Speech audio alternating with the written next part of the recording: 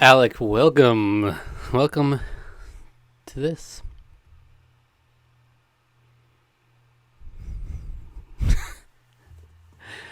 I'm a big Avatar, The Last Airbender fan too.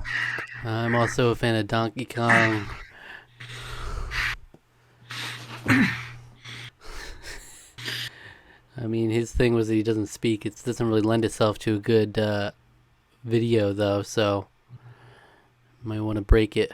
Now you're just gonna Anyway, yeah, hey Zach, what's up? What's good? Here we are. We're back. It's Halloweenies. It's the Halloween times. You ever read Halloweenies? I don't even know what that is. Mm-hmm. I just said that because you say that. You've said that before in the past. Really? So I was different back then. You've said that. You're different. What is Halloween? I don't know what that is. I don't stand by what I said. I don't believe it. I don't believe in that anymore. I swore it off. So we're doing something a little different here. You know, I mean, every year we do a little Halloween, October spooky celebration. You know, we'll be wearing costumes for the 4 weeks of October. Yep. And we're watching the Halloween Town movies this year throughout That's the our month. stuff. We're getting the vibes. The real Halloween vibes are really in. Yeah. But we're true. thinking of different things related to that vibe that could fit in, be something unique. And this is something I was like, surely it exists. And yes, there's a website called chooseyourstory.com where your decisions have consequences. Oh. And I looked under the horror category, and there are a few of them. At first, I was going to do the top-rated one because, I mean, it's the best one. But why would you not do that one? It said there's like over 2,100 pages. So, oh my god! So it's like that would take us like days to finish, basically. Very detailed choose your own. Yeah. I didn't know they got that deep, but yeah, dang, that's pretty impressive. So then I looked at the length. I mean, I'm taking their length at face value. You know, they have on the side, they have player rating, story difficulty, play length, and maturity level. Did you just say difficult? Hold on. Did you just say difficulty? Yeah, because remember, you can get a good or bad end, right? I mean, I guess you can. I guess you could die. I mean, or something, and choose your own adventures. I mean, I guess I was just thinking of like point and click games or something, or Telltale point and click choose your own adventures. But so, like, under play length, it gets a 4 out of 8, and it says, quote, a well-spent lunch break is what it's described as. So I'm assuming this is a good length for us. Okay, that works. Are you going to regale us with the tale here? Is this going to be kind of your... Yeah, I guess so. And then we'll have to collaborate on our decisions we'll be making. Yeah, I think so. I think we're going to have to figure that out. And we'll be able to see the reactions on our faces as it unfolds. Yes, we will see the reaction on our face. Yeah, look, I'm just like... But hey, if this is fun, though, we could always revisit for a non-Halloween treat. It's true, we could. We could always do more choose your own adventures. Because they have everything. They have fantasy, grim dark fantasy, sci-fi, modern, love and dating, mystery, thriller, family-friendly, historical, puzzle / games, edutainment, and fan fiction. All right, so these are all the categories. Fan fiction, you can do that one, yeah. Yeah, this is more acceptable now. It's at the current level of like fuzz and like unkemptness that I like. So, but this is under the horror section here. The horror. I just picked this one because it was the top of the lunch break length ones. All right. So I don't know if it'll be good or a complete dud. And I don't know if we'll have time for another one. I assume we just have time for one, unless it's like we die instantly. Do we just accept our fate? Like, we die, we're done? We die in the first decision. All right, well, that's it. So, This is called In the Deep of Night, and it's described as a man on the edge of civilization, haunted by memories, journeys into the darkness of the forest in search of a monster, for in the deep of night, an evil creature hunts. I don't get it, frankly, but in the deep of night. All right, it starts with paws scraping across rough ground, shaggy silver fur sparkling with moonlight, pointed teeth white and glistening, yellow eyes glinting, searching. A scent in the forest air, flesh and blood. Dog-like head raises upward. A lupine howl calls. Claws dig into the loamy earth. The pace quickens. Slipping behind trees, lurking under foliage, just out of sight. A light in the dark, flickering softly. A man, a soft flesh. The smell of sweat, of fear. Overhead, a raven screams. The man takes no notice. He does not realize. Creeping closer, paw pads pressing into gravelly ground, soundless. Mouth open, jaws wide, a maw of death. Crouching, leaping, pouncing, sinking teeth into flesh, ripping, tearing, blood, screams, darkness. Our only choice is to cry out. Okay, well, we cry out, I guess. The oath. You wake up, body slick with sweat. Your home, a log cabin just on the outskirts of the forest, has no bed, so you sleep on the floor on top of a mat of pelts. Whoa. By trade and by nature, you have spent your life in solitary, trapping in the woods, and occasionally selling the fur and meat in town. Your house reflects the simple life you live. One room, complete with a fireplace, a chest of clothes, and a mantelpiece, from which hangs your musket and hunting knife. The musket was your father's. It is well crafted, the barrels rifled, allowing for an increase in range and accuracy. Unlike most of the villagers in town who own flintlocks, your musket is a caplock, a design that is far easier to reload. Instead of rounded musket balls, you keep several cartridges of Minié balls, pointed. Mini. M-I-N-I-E? Is it M-I-N-I-E? Yeah. There's an accent on the E, though. Yes. Yeah, that you don't pronounce it. Why is there an accent on it? Don't worry about it. Pointed, grooved rifle shot, which fire faster, farther, and penetrate deeper. The gun has always felt natural to you, like an extension of your hand, so when you wake, covered in sweat and shivering, as you often do, your hand reaches instinctively for the supple, familiar curves of the musket stock. You sit there. Why is that? What? Hold on. Very sexual musket here. What's going on with that? You sit there, your back to the raw wooden wall, musket loaded and trained on the door. Your finger rests easily on the trigger, ready to fire. Ever since your father was killed, you've had these nightmares. Just 11 years old, wandering in the forest and discovering the remains, the scraps of cloth and torn flesh, the jagged bones and bloodied ground. The rifle lying on the ground, muzzle still warm, and the paw prints. They were wolf, clearly, but wholly different from any wolf track you had ever seen before, and even back then you knew them all by heart. This print was huge, a paw nearly as large as a man's hand, with thick claws that left thin furrows on the hard earth. That was the day you inherited your father's musket and everything else he owned. That was the day the nightmares began, and that was the day you swore to destroy the beast at any cost. We gotta do it. We gotta avenge our father. We gotta get up.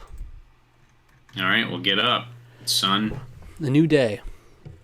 Cautiously, you prop the musket against the cabin wall and rise stiffly to your feet. Inside the cabin, all is darkness. The only light entering strains through the cracks in the thick oaken door.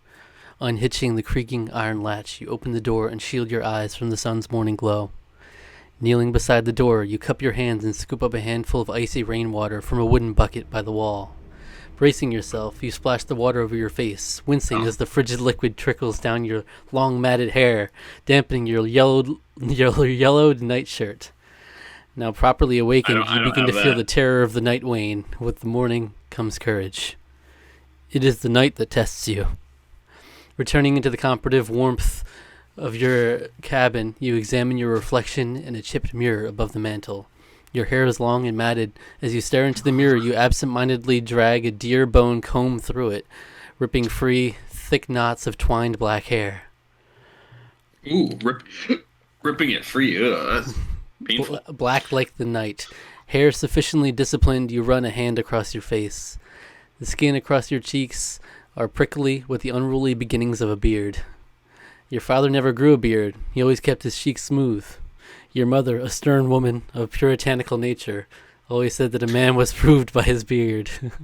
Oh, okay. Whoa, damn. Mom is... A man with no beard was just a woman in disguise. Is that what it says? Yes. Your parents often I guess fought... you didn't think very high. Yeah. Your mother hated the woods, and because of that, she began to hate your father, and you by extension. When she left your father, she slapped him across the face and said, I always knew you were pathetic. I can only hope your son does not choose to follow in your footsteps. Why didn't she take him with him? I guess she hated you too. By extension, she hated us. Yeah, wow. Staring fixedly into the cracked mirror, you draw your long hunting knife and scrape it along your cheeks, under the chin, below the jaw. The newly grown hairs fall like wheat to his scythe, collecting on the ground below. That must be a pretty sharp blade we have there. Yeah, right. If it's giving us a close shave here. Later, not slashing us open. Later, when you get the fire started, you will toss them in and burn them. Oh. Satisfied, you sheath the knife and feel your cheeks, smooth and unbearded, just like your father's. Next, you remove your weathered nightshirt and don a pair of leather pants, a wool shirt, and leather vests, as well as some thick boots, good for hiking in silence. Dressed and ready, you stoop to relight the extinguished fire when a sense grips you. A certain instinct, a smell, a feel in the air. Poking your head out the cabin door, you look eastwards, away from the forest, towards the distant village, which is nestled in the cradle of a lush valley. There, mounting the valley's farthest flank, thick black rain clouds gather. If rain falls on the forest, it will turn the paths to muck and the tracks to indecipherable slush. On the other hand, a full day of hunting is tiring work, especially on an empty stomach. Tracking, especially in these woods, requires every bit of energy. So our option is to eat first or leave without a meal. Well, they really seem to be guiding us to eating first because it requires every bit of energy, huh? Yeah. Is there a trick here? We don't. Well, I don't know. We don't want to scrounge around for food in the forest, because who knows? So I think we gotta eat. I think we gotta eat first. Yeah, you gotta get yourself breakfast if you're going a full day hunting. It's gonna be like, you shouldn't eat a day. It was bad. You die. Yeah, you're right. Yeah, you ate raw chicken. You know. You accidentally ate yourself. You die. Yeah. It's just so eloquently written, and then it's just nonsense. Yeah, this is kind of like descriptive. Yeah, I mean, it's not like the best writing I've ever heard in my life, but this is way better, way higher caliber writing than I was expecting. I'm not gonna lie. So yeah, I don't know. There's a whole community on here. They got forums and everything, so I guess they gotta. Yeah. They're passionate about it. All right, we're gonna eat first. Yep.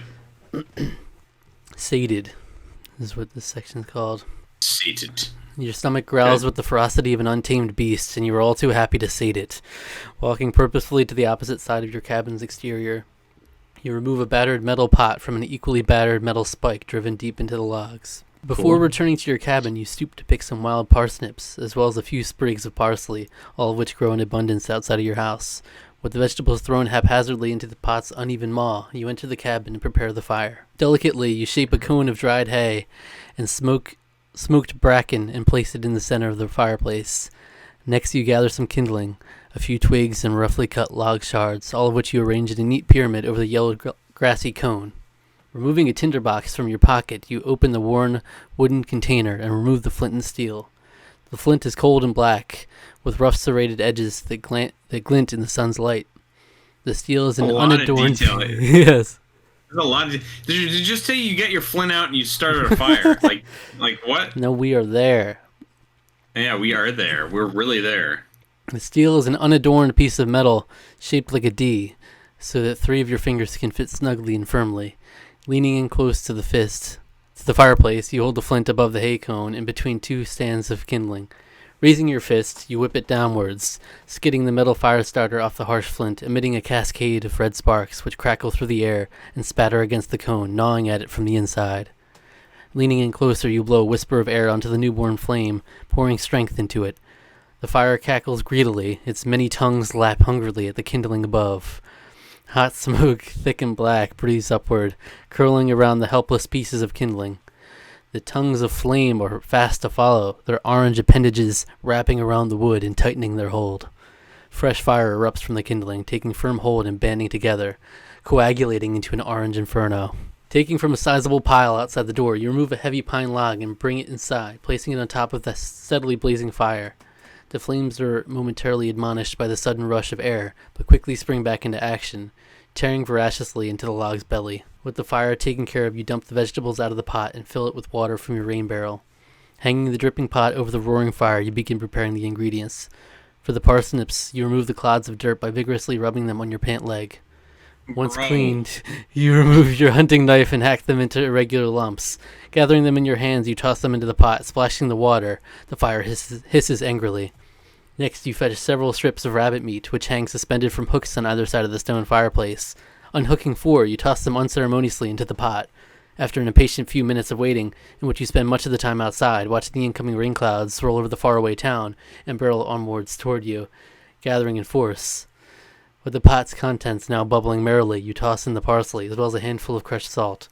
The aromas that waft from the metal pot tug coyly at your nostrils, and your stomach grumbles forcefully. Unable to wait any longer, you remove the pot from its hook inside the fireplace. Using a wooden ladle, you scoop up sloshing portions and gulp them down, your tongue burning from the hot water.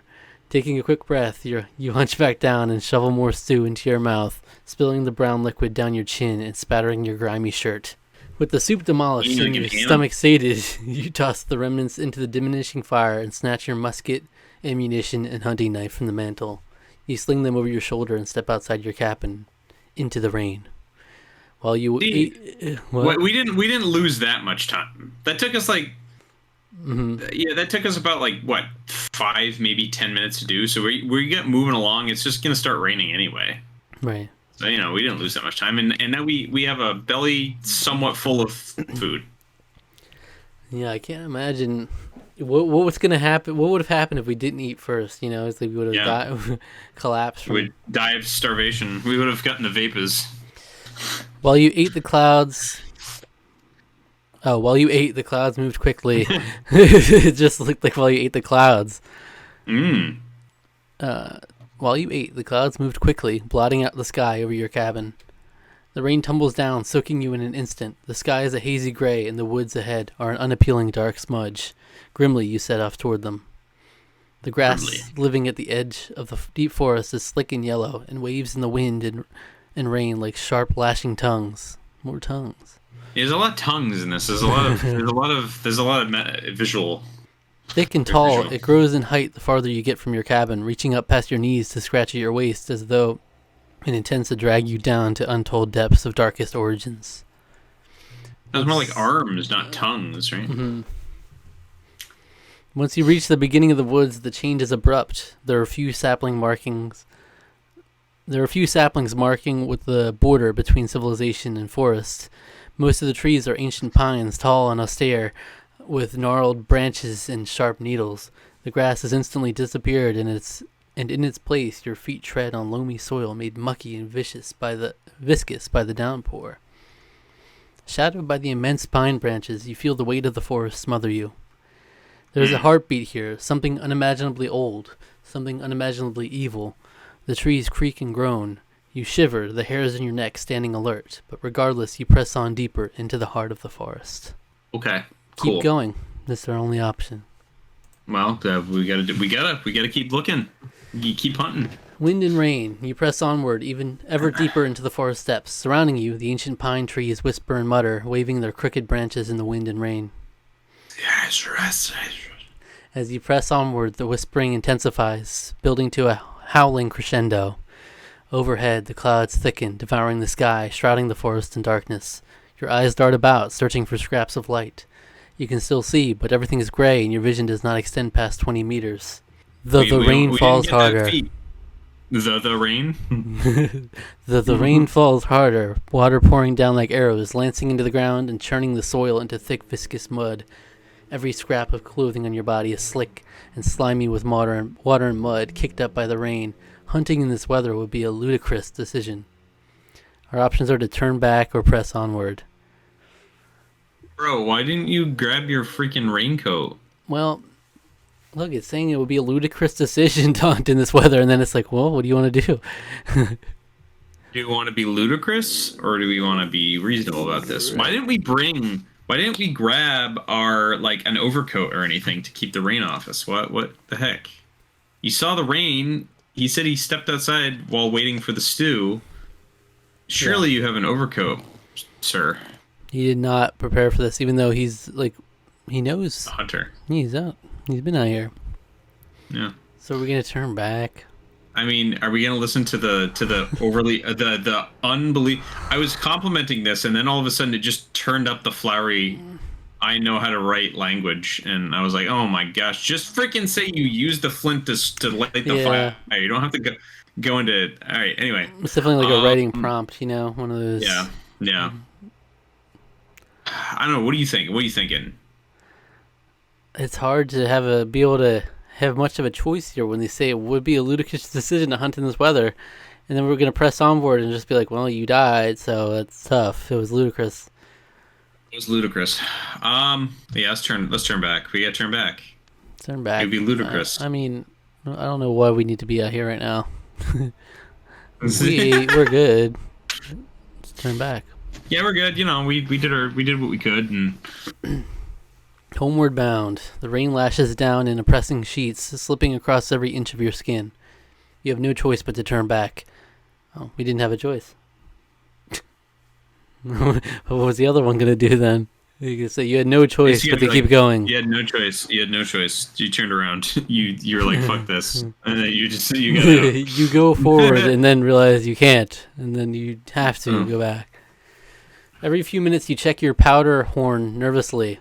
It seems dry, but there's no way to check without opening it. The rain is so thick that it becomes difficult to see. What? You checked it, but you can't really check it. It seems dry. Yeah. The rain is so thick that it becomes difficult to see. The horizon blurs into smears of brown and gray. To help keep your mind from dwelling on the clammy wetness of your clothes or the sore pain of the chafing of your wet shoes, you stare resolutely at the ground, counting the seconds. Time begins to blur together, and you lose track of all except your keen sense of direction, which urges you ever southward, away from the forest and the hellish rain. Then your eyes catch on something marked on the ground. It makes your hand move immediately to the musket at your shoulder. Wolf tracks. Most of them are smeared into obscurity by the rain's beating force, but one paw print remains recognizable. Kneeling, you carelessly drop a knee into the thick mud, but you barely notice its viscous grip. All your attention is focused on the beast's tracks. By their depth and relatively good condition, they are recent. Very recent. When you hold your hand above the paw print, it fits up to the knuckles of your fingers. Judging by the depth of the print, the animal could weigh anywhere from 150 to 200 pounds. Because of the erosion of the tracks, the animal size is impossible to tell, but it's clearly a large wolf, at least 1.5 meters. The claws are the most concerning. Judging by the tracks, they are longer than normal, maybe an inch, thick and pointed. The hairs on your neck prickle. Perhaps it is sixth sense. Perhaps it is the voice of God himself. Perhaps it's just the voice of God himself. Wow. Tickling your neck? He's just the voice of God yourself is just. Perhaps it is just luck. Whichever, in an instant you stand up, shrug the musket from your shoulder and raise it. As you stare down the barrel, you see it, wavering in the obscurity of the heavy rain. The wolf. Ooh. Do we shoot or do we run? Well, what? Why you shoot? It's what you came out here to do. Why would you immediately run? What kind of hunter are we? Yeah, what kind of hunter would run away? Yeah, it would be like, and then just be like, nope. He noped out of there. Yeah, you fire. Well, they told us it. I mean, they told us the claws are stronger than usual. So if you don't hit your shot, then we might be in trouble. It could be a dangerous one. Could be. Wait. What was the detail you just mentioned? The claws are longer than normal. Oh, maybe yeah. An inch thick and pointed. Yeah, we could die if we miss. But we're a trained hunter. We should be able to hit your target. I never miss. Yeah. I don't know. I'm leaning towards that, but if you've got a better reason to let's shoot. To run away. Let's do it. Let's shoot. We can't just keep turning back and running. What's the point? What are we doing here? Shoot his ass. Taking a better stance, you slate the wolf and pull the heavy iron trigger. Click. With a sudden rush of horror and realization, you remember that you never reloaded your musket. In the distance, the wolf snarls at you and begins to lope towards you, moving swiftly and efficiently. Reload the musket or run. When did we what? It was never loaded to begin with, I guess. So reload. What a big doofus. What a big doofus. We run now. Do you know how long it takes? Do you know how long it takes to reload a musket? Yeah. Yeah, we run. You can't. You start running. Fuck. Run. The wolf bares his curved teeth and snarls. Your courage fails you. Throwing the musket aside, you turn and run. Your feet... Throwing it aside! Whoa! Whoa! Sling it over your shoulder, man! You just had it there! Wow, this guy's really bad. It's like a movie. It's like a movie thing for sure. Like you shoot someone's in pursuit of you. It's like, just run.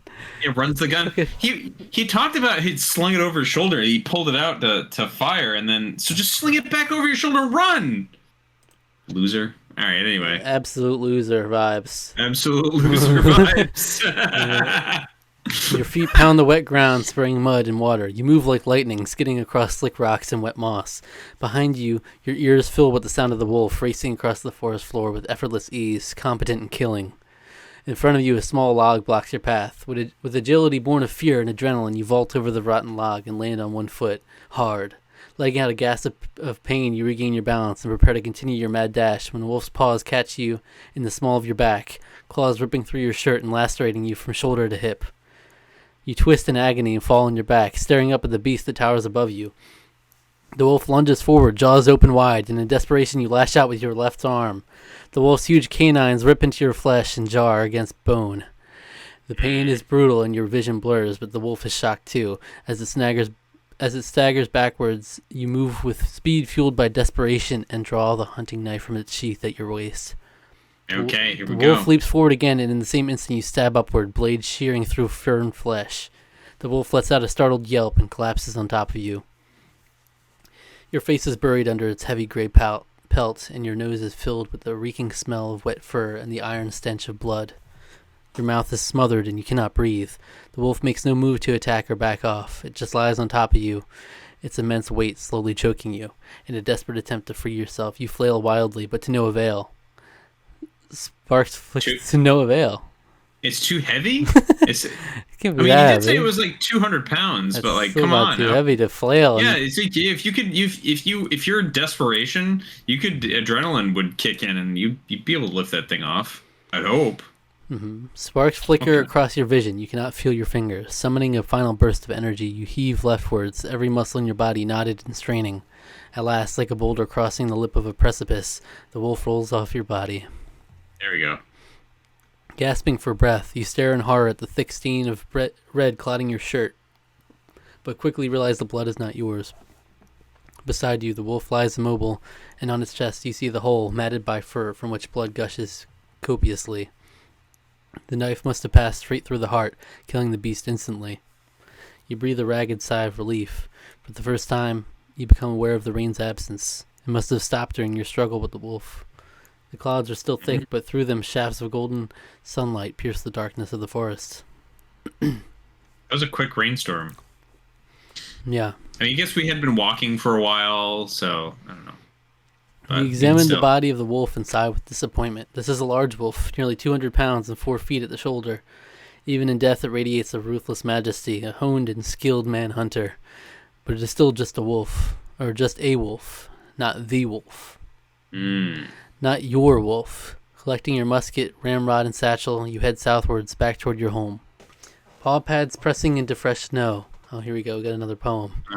Paw pads. Gray pelt concealed in darkness. Creeping behind tree cover, wraith-like. A stone outcropping ahead. A jagged tooth protruding. Claws clicking on stone, raw moonlight shimmering above. Head raised, maw wide, howling, calling, radiating dread. Turning swiftly and vanishing into forest depth like smoke. Hunting. A scent caught in the midnight air. Keen nose twitching, searching. Saliva dripping from canines. Paws breaking through thick snow. Body rippling across terrain, seeking. The faint scent of man, delectable soft flesh. Trees thinning. Forest edge approaches. Hesitation, brief uncertainty. Pressing onward, sleek for concealed by dead grass, long and rigid with frost. The scent intensifies. A jumble of trees, a man den. Snuffling around edge. Pawing irritably around exterior. Lashing out in anger, ripping claws across wood, scoring deep furrows. Returning to the forest, returning to the darkness, searching. A new scent, a new soft flesh, increasing pace, moving noiselessly. Yellow eyes glare, light flickers between trees, creeping closer, the scent of fear. The soft flesh waves the light about, seeing everything and nothing.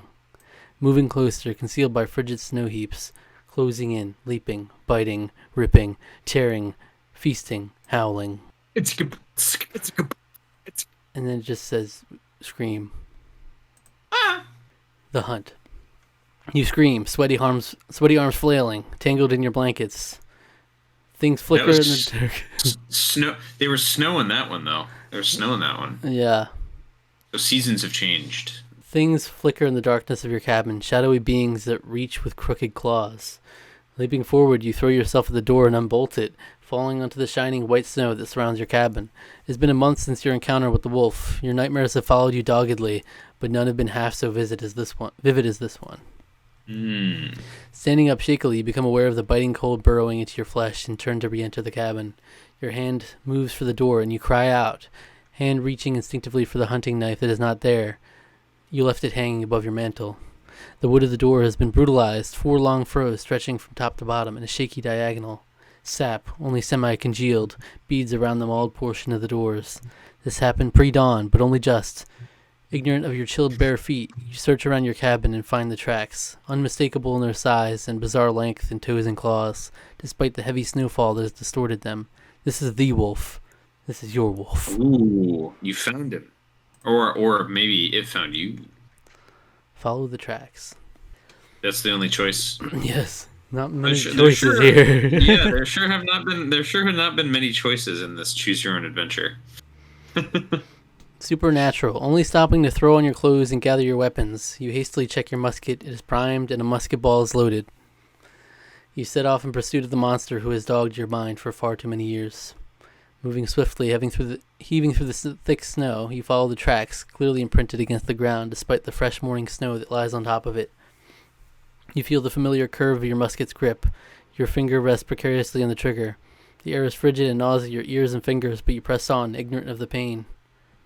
At last you see something ahead, a form lying prostrate on the forest floors ahead. Your heart quickens its pace. You raise your musket and proceed cautiously, eyes scanning the trees in search of movement. As you move closer, the grisly scene unfolds. The thing lying prone is the body of a young man. Ooh. At least what remains. Blood is splattered across the snow, pooling around a sizable cavity in the man's chest.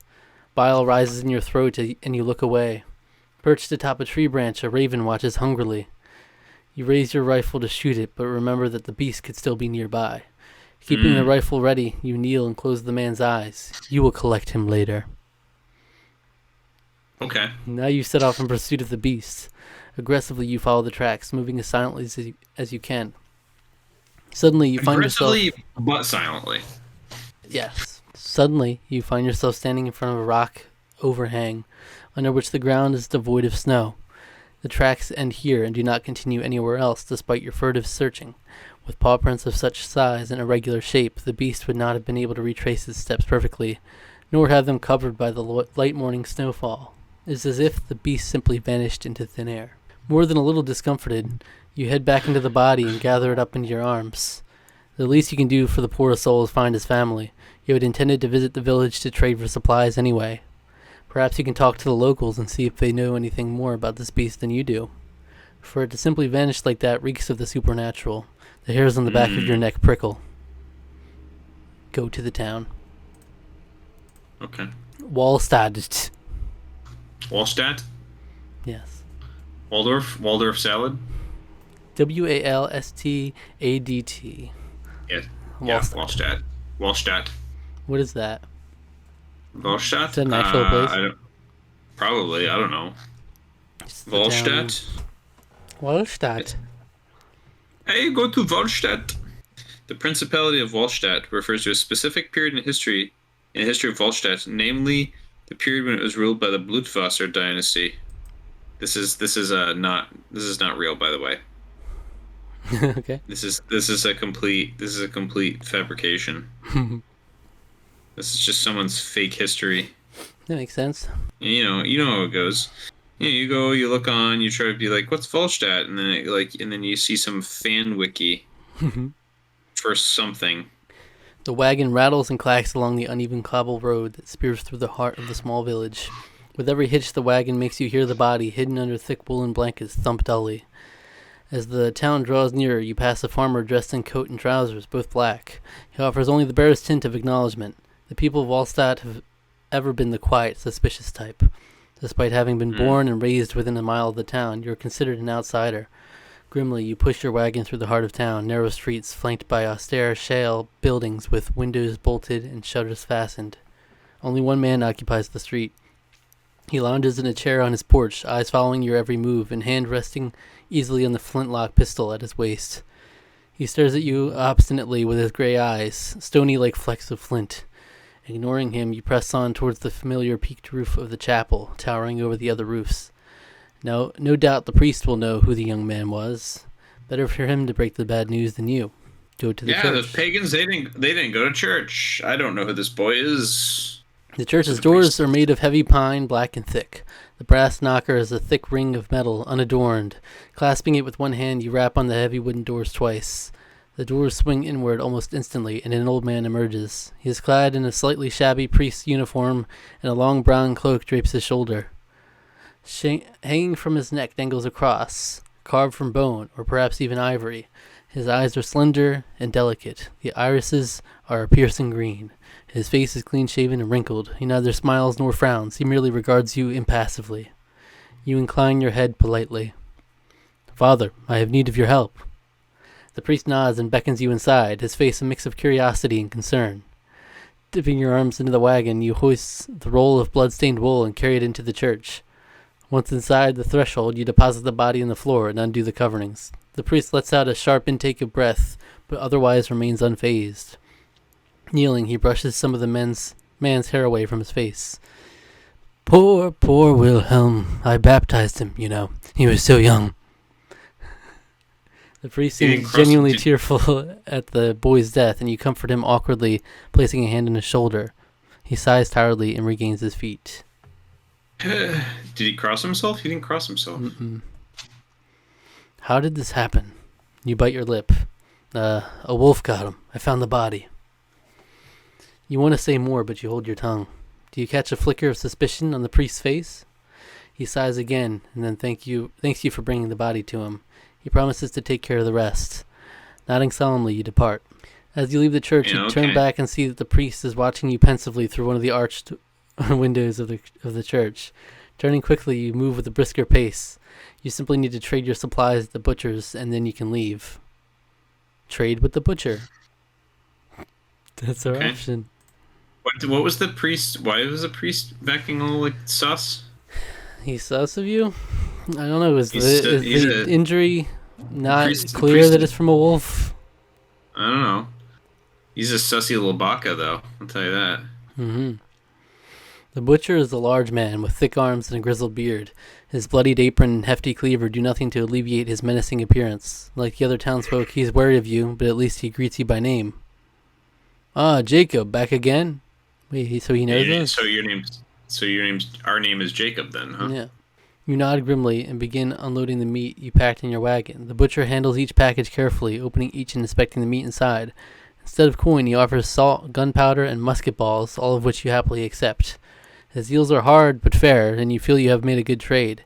You turn to leave and, almost as an afterthought, inquire politely, "Have you heard any news about wolves lately?" Wait, so why did this guy... I thought they didn't know who we were. This place. We're like an outsider. I guess they probably... Yeah, you're an outsider, but you come in and you trade with the village when you need to, I guess, or something. I don't know. That's what I'm getting from it. "Have you heard any news about wolves lately?" The butcher frowns and regards you suspiciously. "What do you mean?" You shrug, feigning disinterest. "Oh, you know, attacks, killings, the like." The man's heavy brows furrow. "What are you asking me?" You shrug. "Just what I said." He grinds his teeth a while before answering. "Talk to the Father Lucas. Ask him about his travels." With that, he gathers up the meat you traded him and enters his house, slamming the door shut behind him. Something isn't right here, you think to yourself. The church steeple looms around the other houses, its shadow creeping toward you. Talk to Father Lucas. Ooh. Yeah, I guess you're going to have to go back there and be like, "What's up? What's up, bro?" With more than a little hesitation, you grasp the iron door knocker gingerly and rap against the heavy wooden door just once. The door swings open immediately, and Father Lucas beckons you inside. Was he watching you? As you step into the church's dimly lit interior, you clear your throat. Friedrich, the butcher, he told me to ask you about your journeys. Father Lucas stoops walking. He stoops walking and stares at you fixedly.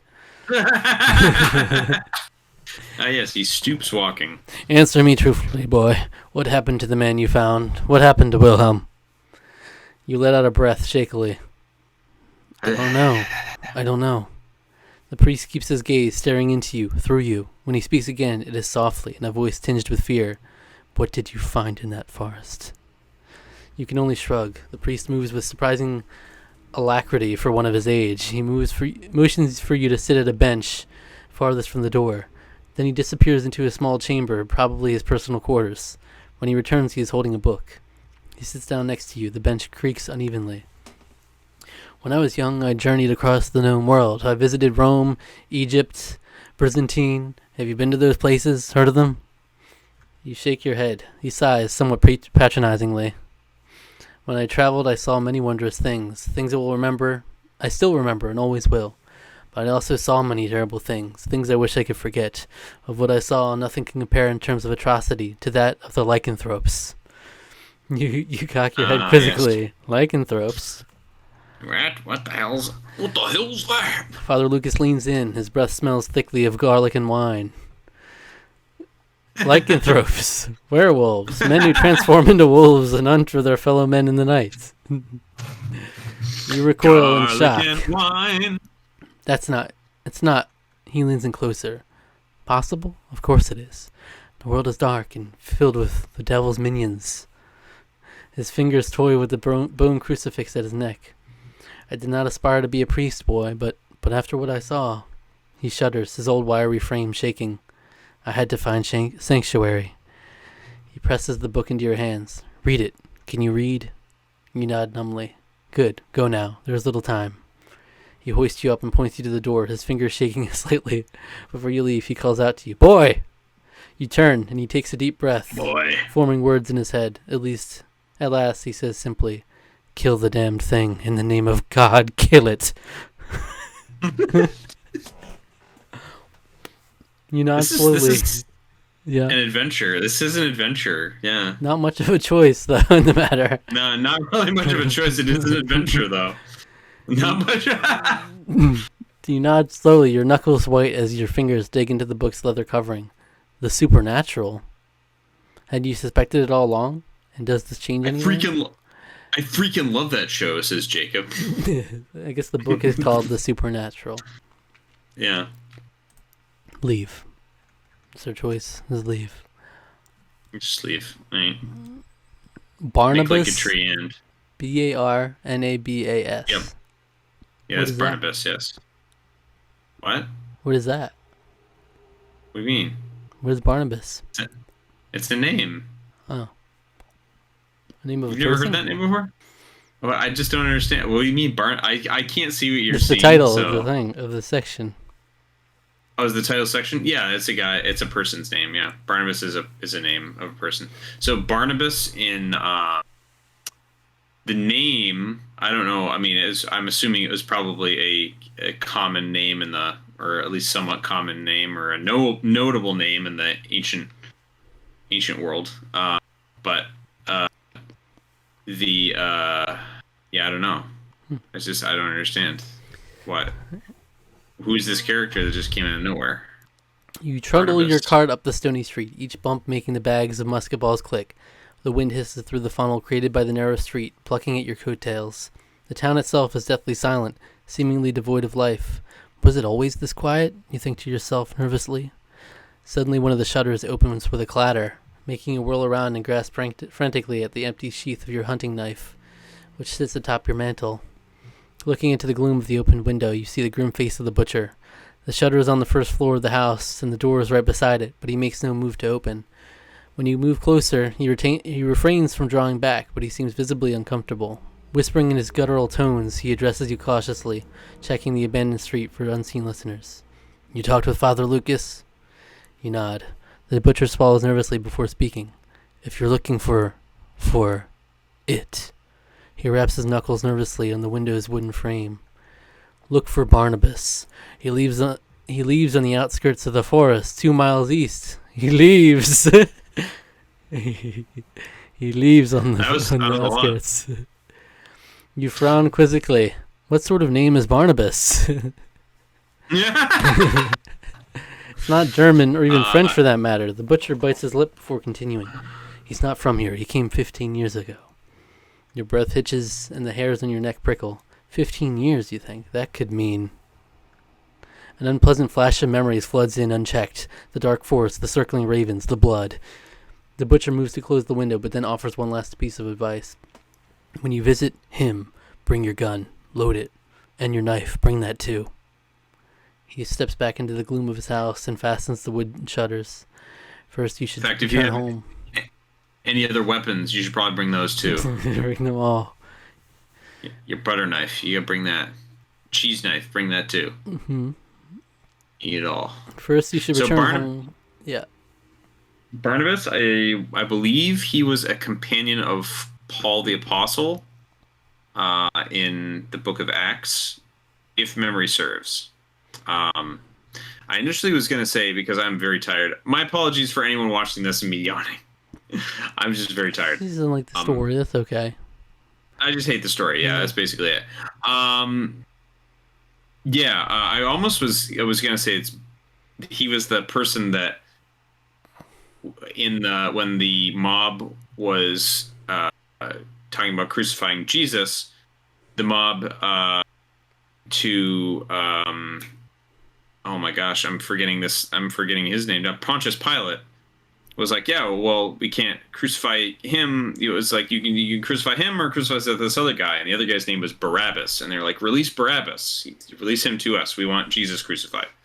And so in that whole story. But I remembered his name is not Barnabas, it's Barabbas. Barnabas was a companion of Paul the Apostle during his missionary journeys after the resurrection and the ascension of Christ. So, let's see if this Barnabas is a good guy. So it's a name that is either Greek or Middle Eastern of some sort. Anyway, he steps back into the gloom of his house and fastens the wooden shutters. First, you should return home, unpack your supplies, and perhaps read Father Lucas's book. Then it seems like you should pay this Barnabas a visit. Yeah, it seems like you should do a lot of things. Yeah. Once home, you unpack your supplies, gunpowder stashed in a waterproof casket, musket balls stacked in a corner, and the precious bag of salt placed carefully atop the mantel. Satisfied, you settle into your skin and pelt bed and withdraw Father Lucas's book. Read the book is the option. There's so many options. And much of the book is filled with talks of travels through foreign cities. Other times, whole pages are used for roughly sketched diagrams of buildings and mountain ranges. Then you reach the page you were looking for. The handwriting is messier, and the date at the top is much more recent. Read the page. I have stayed my hand for far too long. I have confided in too many people, and none of them will heed my words. They see my preaching as fear-mongering and consider me a dangerous anarchist and misotheist. Nothing could be further from the truth. As a youth, I never partook in religious ceremonies, but I see that as an error of my past and have made peace with God. I hope he does not judge me too harshly for ending my crusade of truth-telling. In Byzantium, I am a wanted man. The Vatican would have burned me at the stake, and the Prussians as a whole seem unreasonably suspicious of my message. With no one left to turn to, I will seclude myself here as a village priest. No one will find me here, yet no one will hear my voice either. This book is my last hope. Here I will compile everything I know about the horrific secret I uncovered. While journeying to the lands of Russia, I became aware of a number of incredibly similar folk tales, all pertaining to men or women with the ability to transform into wolves. I would soon learn more on the subject than I ever wanted. For those who are unsure of my message, let me make it clear. Werewolves are real. I have seen them, witnessed their power, and know them to be more widespread than previously imagined.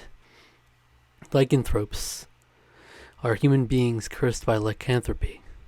Although I cannot say from where the curse manifested, I can give some details. A human can be cursed if he is bitten by a werewolf. This is the most common, as werewolves all share an insatiable hunger for mortal flesh. Consumed flesh of a werewolf. Very little documented evidence, however, I have personally witnessed a transformation that was almost certainly directly caused by the consumption of a werewolf's flesh. Ooh. Being the offspring of a werewolf. Almost no supporting evidence, however. Village children with parents or a parent who were werewolves often were werewolves themselves, though this may have been a coincidence. The werewolves themselves. I think not. Werewolves are creatures of the night and can only transform when the moon is present in the sky, usually larger than a half moon. Upon transformation, the werewolf loses all human qualities, save for a bestial intelligence, and searches solely for human flesh. Whether or not werewolves retain their knowledge when they wake is unknown, as I have seen some werewolves that appear merely as especially violent wolves. However, many others seem truly malevolent, both in human and bestial form. Many villagers believe that silver is an effective weapon, but I cannot confirm. I have personally killed werewolves myself using both saber and flintlock, and I can attest that they die just like we mortals do. They are prolific, appearing in every country of the known world. They are vicious, accounting for thousands of unexplained deaths every year. They are tough, with thick armor and wily intellect, but they are not invincible. So long as we are on our guard, we will not vanish from this earth, because few people survive werewolf attacks. Thus, few new werewolves are created, and because a werewolf's subconscious urge to travel, which can be observed both in wolf and human form, werewolves are fairly spread out. If your village is experiencing attacks, it is probably the work of a solitary werewolf. Find it and kill it as soon as possible. Good luck, Father Lucas. Finish reading. All right. He left us information. Thanks, Father Lucas. You close the book and lie back in your bed. Never before have you felt so vulnerable in your cabin beside the deep woods. Your mind tells you to fetch your musket and find the house of Barnabas, but your body remains rigidly still. Mustering all your willpower, you force yourself out of bed and open the door. It is still light out, but the sun is beginning to slip through behind the tree line, and everyone knows that darkness comes swiftly in winter. Perhaps the trip to see Barnabas could wait till tomorrow? Wait until tomorrow, or leave now? No, we gotta leave now. Just leave now. Yeah. I think we gotta hurry up, because Barnabas could himself be a werewolf. He could go out on a killing spree, you know. Mm-hmm. All right, we'll leave now.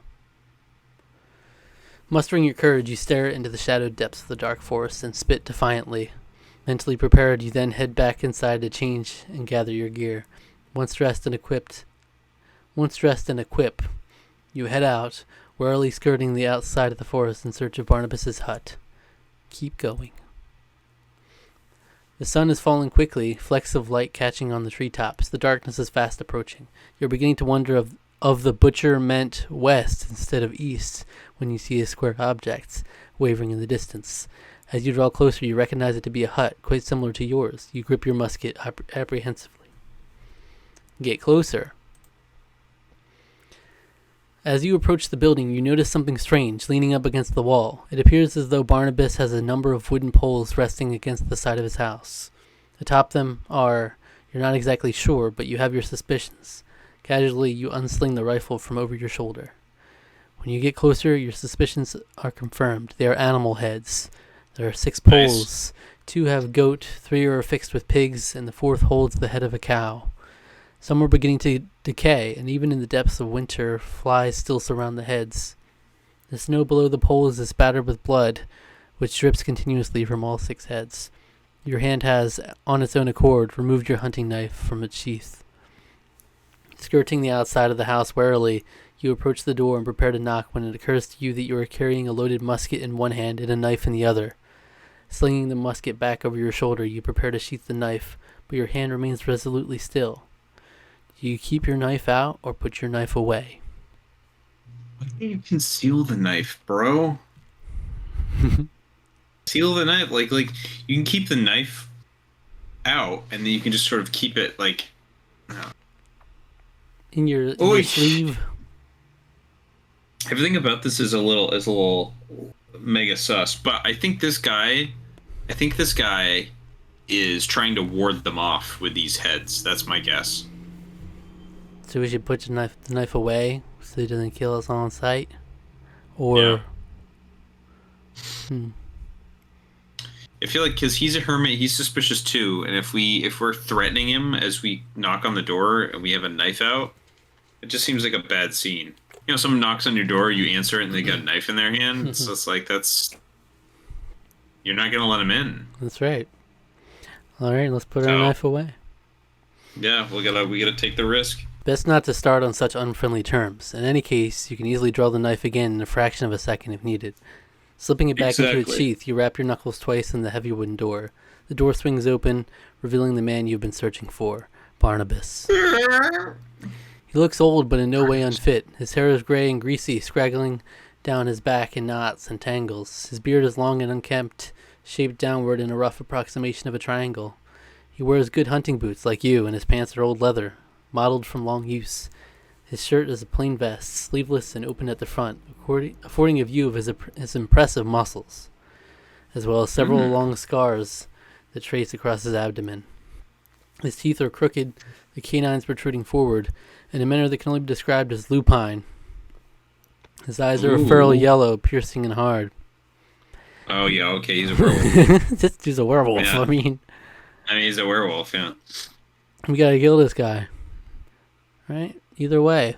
Yeah, it seems like it. He regards you coldly, and when he speaks, it is the most broken and accented German you have ever heard. It sounds as though he chewed all the words up and spat them out at you. Seeing your confusion, he scowls venomously and tries again, enunciating slowly and carefully. The accent is still horrid, but you can just make out what he's trying to say. What you doing here? What do you want? What do you want? What do you... You see his hand, nails long and sharp, slowly edging towards the corner of his house to where a large iron hatchet rests, lying idle against the wall. Do you remain calm or strike first? You definitely strike first. Yeah, right? Is he going at the... Did you say he was edging towards the hatchet? Towards the corner where a large hatchet rests. I think you strike... Dude, I don't know. Maybe it's all a giant ruse, but it's not a ruse. But they described his teeth as lupine. Yeah. Either way, this guy's a werewolf. He's just normal right now, kind of. Yeah. Kill kind of, man. yeah. Yeah, you gotta kill this man. Kill him. Strike first. We're gonna be the monsters today. Somebody has to do it. Moving swiftly, you draw your knife, slashing it in a quick arc across the table towards Barnabas's chest. For a man of his age, he moves with incredible alacrity, leaping out of his chair and knocking your blade sideways with his empty hand. Damn. The heavy knife lodges in the thick wood of the cabin's wall, and as you struggle to remove it, Barnabas lunges for the vicious-looking hatchet lying in the corner of his house. Freeing your blade, you leap after him, trying futilely to stop him from acquiring the heavy axe. Whirling around, Barnabas hefts the axe two-handed, driving it in a clumsy but forceful swing towards you. Your keen reflexes save you, and you narrowly avoid the blow, although you feel its power. As Barnabas recovers from his heavy strike, you duck inward, stabbing forward with your knife. Switching to a one-handed grip, Barnabas deflects your blade coolly, backhanding the blunt end of the axe into your stomach. The blow knocks every ounce of air out of your body and bowls you off your feet. But as Barnabas approaches, your instincts save you again. Your feet lash out, catching him in the shin. He howls angrily, long canines glinting in the inconsistent light. Leaping back into your feet, you unsling your musket and grip the trigger, but Barnabas recovers quickly and slaps the barrel aside just in time. I was gonna be like, did you actually load it this time? Like a big dummy you didn't last time? The musket goes off, deafeningly loud in the confines of the room. Heavy white smoke obscures your vision. It is more from luck than skill that you manage to drop the musket and deflect the next axe blow with your knife. Metal shrieks on metal and sparks flicker. You feint high and strike low, slashing your hunting knife sideways. Barnabas snarls in pain. The blade cuts a shallow slash across his knee.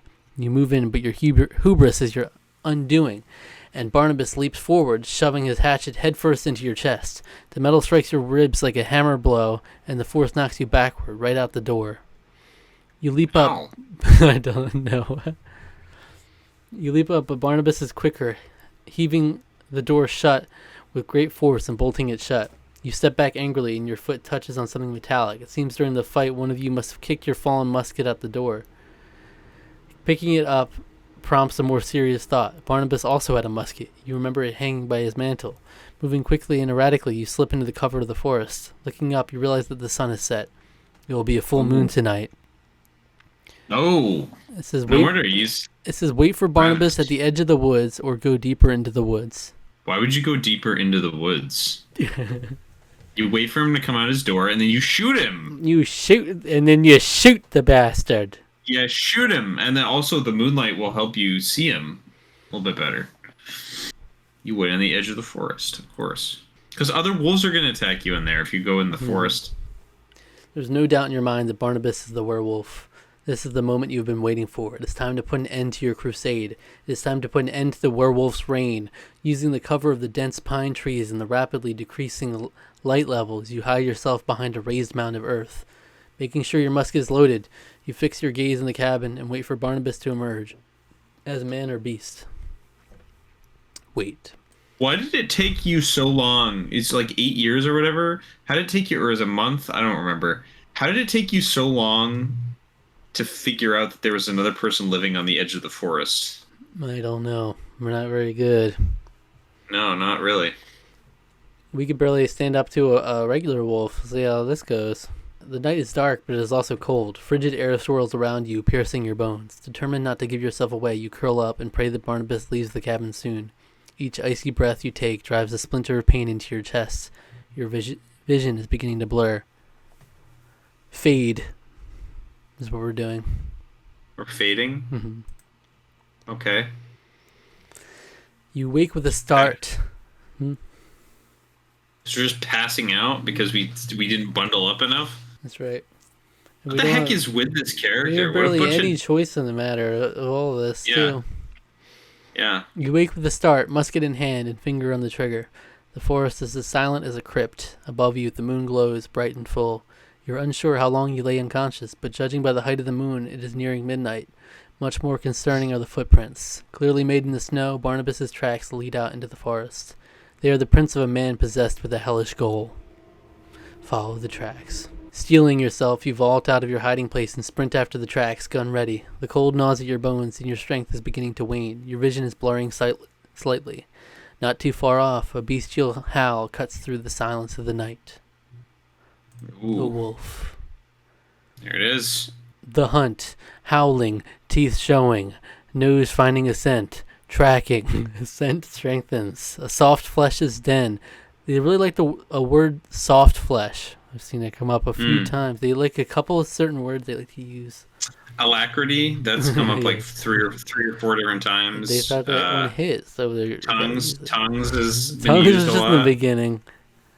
Yeah, it's been used a lot though. A soft flesh's den, empty, tracks leading away, following, closer, scent of fatigue, scent of fear, glint of light, not fire, a musket, snarl of irritation, stalking, cautious but not fearful. The soft flesh is determined, preoccupied, following tracks, distracted, slipping behind brush cover, pelt brushes dry grass.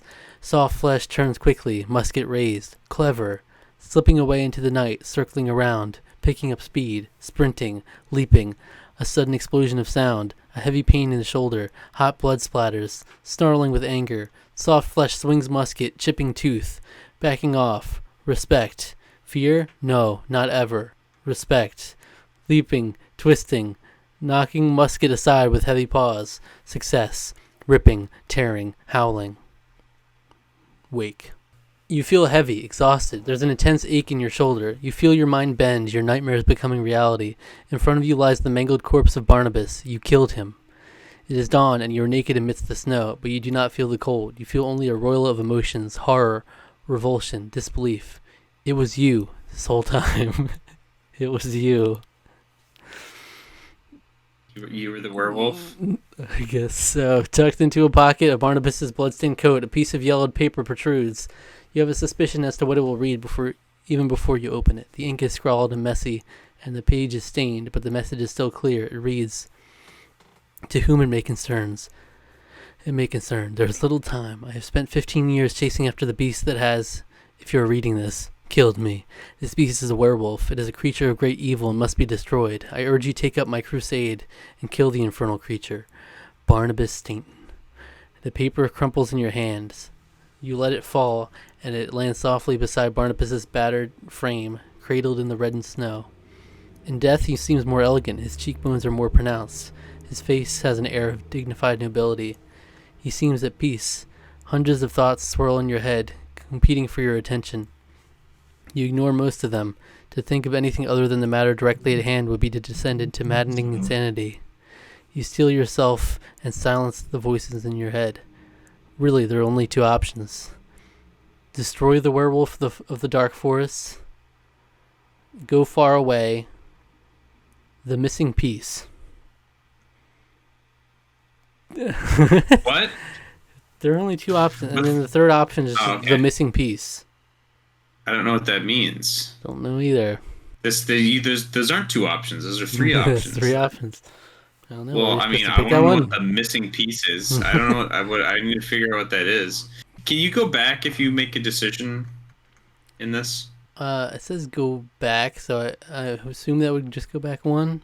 Yeah, I think so. Okay. Let's do the just in case missing piece. Yeah, because missing piece is like you missed a piece of information earlier on. Maybe there's something like that. Something doesn't quite fit. There is something that is staying your hand, preventing you from taking your life or leaving civilization forever. Something just doesn't make sense. The frigid air against your naked skin isn't helping your concentration, so the pieces begin to fit together slower than normal. You think as you walk, pondering intently. Barnabas's letter states that he had spent decades tracking the werewolf and that he had traveled doggedly in its pursuit. You have never left Wallstatt in your life, never ventured far in any direction except into the woods. You recall another passage from Father Lucas's book. Village children with parents or a parent who were werewolves often were werewolves themselves. Your father was born and raised in Wallstatt. He never traveled, but someone else in your family did. Another passage from the book comes to mind. A werewolf's subconscious urge to travel can be observed both in wolf and human form. Your mother came and then she left. It was not long after she left that your father was killed. In fact, the two events happened in very close proximity to one another. That you are a werewolf, a creature of hellish origin and bloody fate, is undeniable. But perhaps the blame is not yours alone. Perhaps it was not you, after all, who killed your father. By now your meanderings have taken you back to the spot where you must have transformed in the deep of night. Shivering, you stoop and put on your clothes. You are determined now. You will return to your cabin briefly to gather your supplies, and then set out again in pursuit of the creature of darkness, the wolf, your wolf. But what motivates you? Vengeance or sanctity? Okay, well, missing piece was good because I was like, there's still elements of this that don't make any sense. So do you think it's like his mother killed his father? Because she left? Maybe, but maybe. What motivates us? I was thinking the priest maybe even pulling like a midnight mass or something, you know? I don't know. Do we want vengeance or do we want to do it to cleanse ourselves, to sanctify? Let's say sanctity, right? Do it for sanctification, to its sanctity. Mm-hmm. We're beyond revenge now. We need to do it for the good of all. Right. How could you let your fate befall anyone else? You have a duty to Father Lucas and to Barnabas. You have a duty to cleanse the earth of these foul creatures. For the second and last time, you make an oath. You swear to yourself that you shall dedicate your life in the scouring of the werewolves, no matter the cost. You will start with the woman who murdered your father, but it will not end there. As you walk towards the rising sun, you prepare for war. In Wallstatt, the church bells ring out, pure and clear. Is that the end? Yes. There sure weren't a lot of choices in that adventure. Not very choiceful adventure. No, it was an adventure. Yeah, we definitely went on an adventure. It was a wordy adventure with a lot of flowery language that felt like it was written by like a first draft of an English major's kind of. Yeah. I mean, I don't know how it compares to the other ones in terms of choices. I assume the best of the best. The longer ones are more choices, but this was even longer. Like, I guess the lunch break isn't so much a lunch break because I mean, geez, what kind of break you take? Well, I mean, like when you're reading a little bit more quickly, I guess, you know, but rather than reading aloud. But even still, it was a little little long in the tooth, especially because it's like, yeah, I don't know. So it says, now that you finished In the Deep of Night, how would you rate it? Note that the author will not see your individual rating. You'll have a chance to leave a personal comment once you select a rating. So it's a scale of 1 to 8. 1 is stay away, far, far away. 2 is good. 1 to 8. What a weird. 2 is good for you to poop on. 3 is choose your own boredom. 4 is slightly more fun than homework. 5 is not the best, certainly not the worst. 6, it's worth every cent. 7, even better than Reese's Cups. And 8, it will bring you enlightenment. Wow. What a garbage rating system. I would give it a 3, choose your own boredom.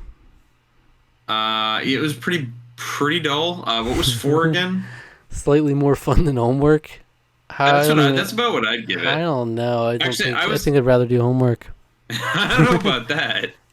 See, the flowery language was kind of entertaining to me.